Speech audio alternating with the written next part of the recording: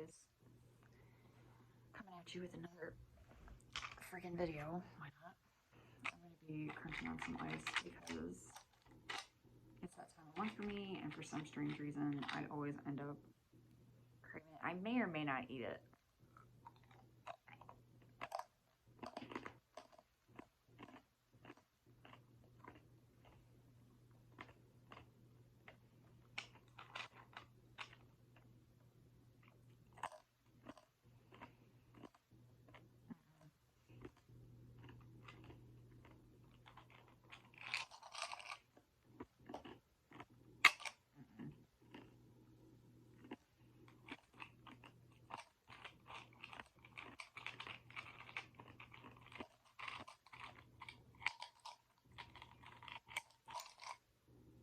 Yeah, I'm not going to leave up. It'll take me too long to do the video. I have a busted tooth on the right hand side, and so it takes me a little bit longer to eat certain things, and ice is one of them that I have a hard time eating. I love eating ice, but because of that busted tooth, it's just like it makes it really hard for me to eat ice. So I gotta get taken out sometime next year, and I'm not looking forward to it. But I have a procedure that's coming up that's way worse than getting a tooth taken out, so I'm not even like kind of concerned about getting my tooth taken out anymore. I'm more or less just kind of freaked out about this procedure that I got coming up. But that'll be a whole other video that I'm going to do because I haven't had the procedure yet, but I want to be able to make a video talking about the recovery and all that other stuff and how it goes down, because I guess it's a very popular procedure. But anyways, like I said, I'll talk about that in another video. I think, I'm not sure, but I think I've done this video before, but the video was kind of choppy. And I was really tired the day that I made it, so it didn't really come out very good. A lot of the videos that I've done in the past have just been kind of choppy, and they're not really good. They're just kind of crappy. I've been meaning to redo my post-menstrual syndrome video, but I just redid it a couple days ago, and then I never uploaded it. I don't know what happened, but I never uploaded it. But I wanted to do this video again because it is a really important video to me, and it's something that is, I think, really important in relationships in general, because if you don't have it, it really can screw your relationship up, and it's something that I've even had to learn for myself. So the topic of the video that I'm going to be talking about today is boundaries in relationships. Now, this goes for any relationships. This goes for your intimate relationship, your parents, your relationship between you and your parents, brothers and sisters, friends, any kind of relationship. I'm not just specifically talking about one category of relationships. So, as of recently, I have been having issues with this. This has actually been kind of like an all year thing. I've been having a really hard time getting and setting boundaries for people in my life. And I am just one of those people where I'm an open book. I also am just a very loving person. I wear my heart on my sleeve, so I really try to be there for everybody, but in the return of me trying to be there for everybody, I get emotionally drained, and I also get spiritually drained. I get mentally drained. I get physically drained. I just get wiped out. I don't even know who I am anymore. I lose my own priorities. I lose myself. I just let myself go. I don't really care about myself anymore because I'm so busy chasing other people around and doing everything for everybody else and emotionally being there for everybody else that I get bottomed out. So I didn't really know what any of this meant when I made that video until now. Sometimes being that kind of person, being a very empathetic person and being very sympathetic and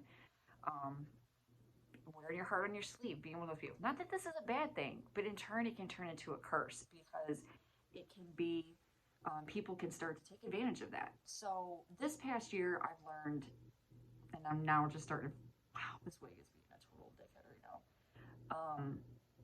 I just realized what setting boundaries and boundary exhaustion can feel like. So I have had a couple of instances this year where I've had a couple of friends and family members that have had some really bad times, and they've been having a really hard time in their own personal lives. And of course, me being the person that wears their heart on their sleeve, I've been there for them, but over the max amount of being there for them. It came to a point of like curiosity, like I was kind of just wondering about certain people, or it would be me just feeling like something's off and then questioning that person about it and then get plummeted with emotional feedback. But it wasn't like they were doing it on purpose just to be, they didn't realize they were doing it. And it's not their fault. It's not my fault. It's just, well, it is my fault because, again, I'm not setting boundaries. So there was one of my favorite YouTubers. Um, she's not even a YouTuber anymore now. She's just kind of like somebody that I just constantly hang around. She's on Instagram. She has her own podcast. Like she's just, she started out on YouTube, and that's how I found her. Is still glamorous, and her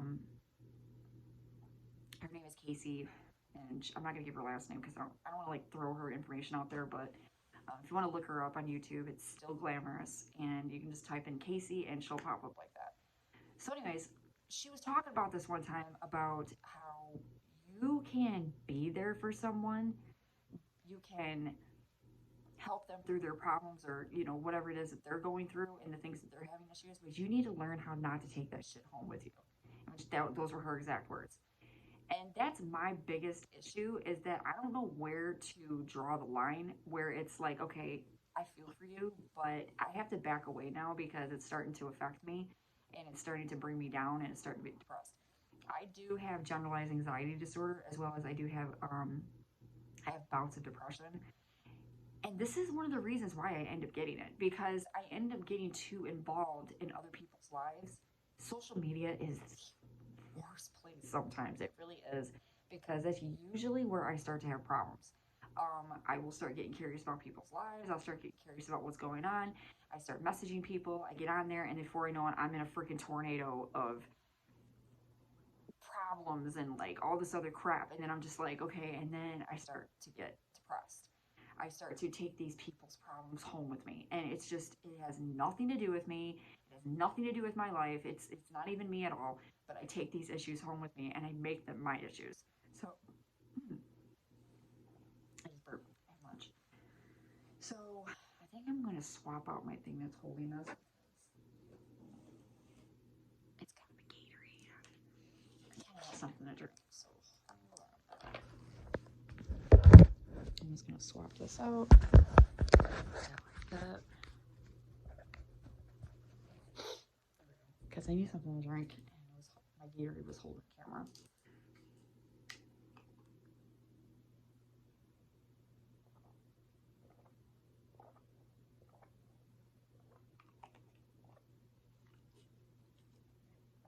That's the word. Overly emotionally stimulated. I start to get way too much, and in return, what happens is I get depressed. I start to get really just down. I don't do anything for myself anymore. I don't really care about my health. I don't really care about the way I look. I don't really put any effort into myself. I don't give a crap. And for me to really pull myself out of that is really hard. But the way it happens is usually with me just realizing, wow, I am super duper depressed and I haven't done shit for myself in a really long time. What is the reason why? And I have to think about what's happening around me. It's hard to set boundaries because sometimes people will think you're just being mean. It's not being mean. It really isn't. Okay. So here's another thing about boundaries. Sometimes people will get too curious about your life and they start asking questions about your life and then they start assuming things and then they start reflecting on your life or they start saying things that are not true and then getting you all riled up about things. It's a mess. I've had this happen with me with my own mother. My mom is and has been a stay-at-home mom and wife for about 30 years now. My mom has not really held a job at all. The last time she worked was back when I was like, I think I was about 7, maybe 8 years old, and she never worked after that. We had we had our mother and me and my brother had our mother in our lives for pretty much my whole entire life. My kid years all the way up to my teens, all the way up to my early 20s. I was with my mom.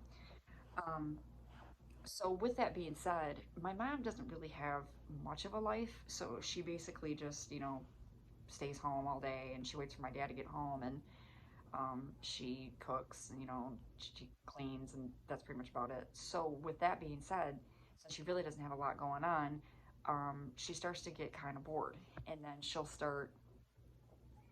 This is where the boundaries kick in. She starts crossing the line when it comes to my life. So as of lately, I've already made a video about it. I told everybody that my son was admitted to a mental hospital last month. He has been there since September 23rd, and he was there, and he is there for mental issues. He's there because he needs to get things cleaned up, and he needs to, get help. With that being said, my mother has been very intrusive when it comes to this. Now, it's totally fine for a family member to be concerned about another family member. That's not what I'm saying. And especially it's her grandson, it's normal. But when it comes to a point of I'm just gonna say it. She continually keeps asking me when he's coming home. And she's been getting obsessed with us. And she keeps asking me over and over and over when he's coming home. And she wants me to call the hospital every day. And she's just been getting really intrusive about this. And my mom also has a generalized anxiety disorder. She's on medication for hers. She got diagnosed when she was in her early 50s, late 40s. Um, Actually, no, she was in her mid 50s. She got diagnosed. And she still struggles with it. She doesn't think that she does, but she does. She still has a lot of like relapses, like issues with it that the medication's just not really getting through. I know my mother also has other mental issues that she doesn't deal with, like bipolarism and just narcissism. She has a lot of issues with that, so she doesn't deal with it because she doesn't know she has it because she won't get help for it. So, with these issues comes a lot of deflecting off on my life, and it's getting dark, so it looks like it's about ready to storm. She deflects a lot of these issues off on me. So she's been calling me nonstop, texting me nonstop. She'll text me early in the morning, and she's just constantly saying the same thing over and over again. And even when I say something, now this is where the boundaries come in. So when you say something to somebody, you say, okay, so like I don't really have any answers right now about anything. I'm just saying theoretically, if you say, I don't have a lot of answers right now, I really don't know what's going on, but they said what they said, and that's it. Now, if that person comes back at you the next day or a couple hours later, whatever, they ask you pretty much the same question again, and then they're just constantly doing this to you, this is where you don't respond back. And it's hard because if it's your mom, your dad, your brother, your sister, anything like that, it can be kind of hard because you're just thinking, am I being a jerk? Like, am I being an asshole? Am I being a bitch? Like, you just start to wonder. But the thing is that these people have to understand boundaries. That it's okay to be concerned about another family member. It's okay to be concerned about what have you. But when you're constantly bullying that person or you're badgering that person every single day, now you're crossing a line, and you're just that person's going to emotionally bring you down. They're going to continue. They're going to depress you. It's going to, if you're like me, it's going to mess with your head. They're going to get you all riled up. That's the thing I noticed yesterday. I felt really stupid about it. My husband was with me, and we ended up going to my mom's house because we had to drop something off. And she did it again. She was trying to get me all riled up, and it worked. She did. She got me all up in a frenzy because she started getting me all worked up about my son coming home. And when we left, I felt really stupid because I realized that I had no boundaries in that moment, and I was just an open gate, and I just let her charge right in, and she stomped all over my mental capacity as well as my emotions. I already had the answer and given her the answer about the situation days prior. Um, that the hospital said what they said, that he was still getting checked out, and they were still trying to figure things out, and that was it. That's all they said. They didn't have an answer for discharge. And instead of just like that's it turned into something bigger by her constantly badgering me about this.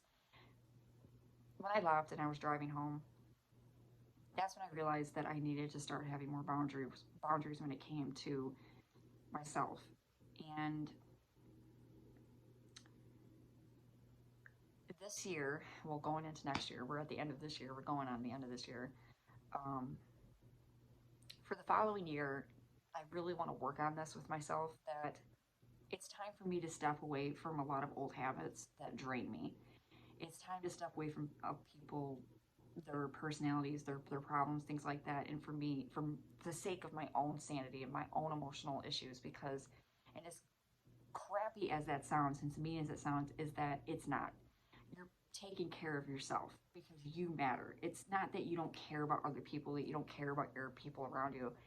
It's that you can't throw yourself in the garbage and push yourself aside. Oh, my sinuses right now is just something weird. You can't just throw yourself in the garbage and push yourself aside for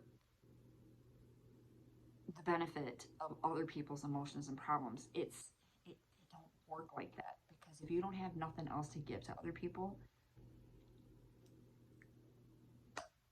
what good are you in your own life? You're bottomed out. You're zeroed out. You're no good. Like, this is the first time I've actually wore this in, I think it was spring, maybe the end of last winter.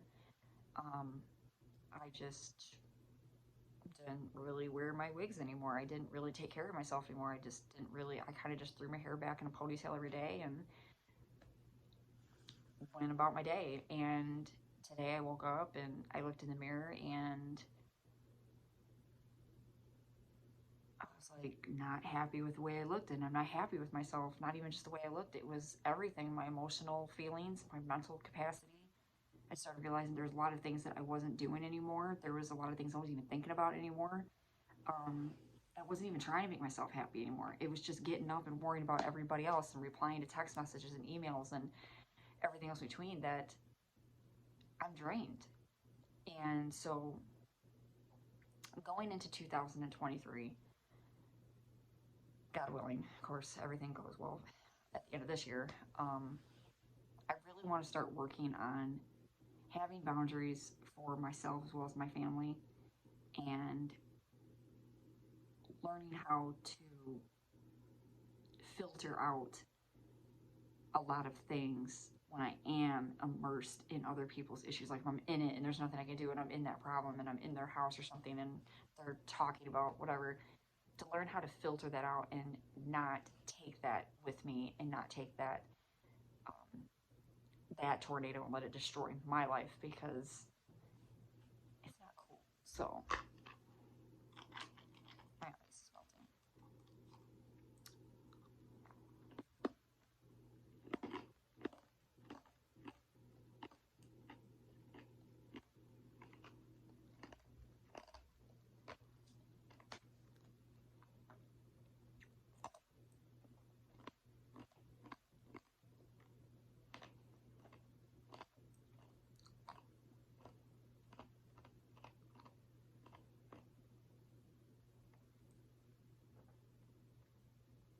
I don't know why I just did that again, because then I had to chew it.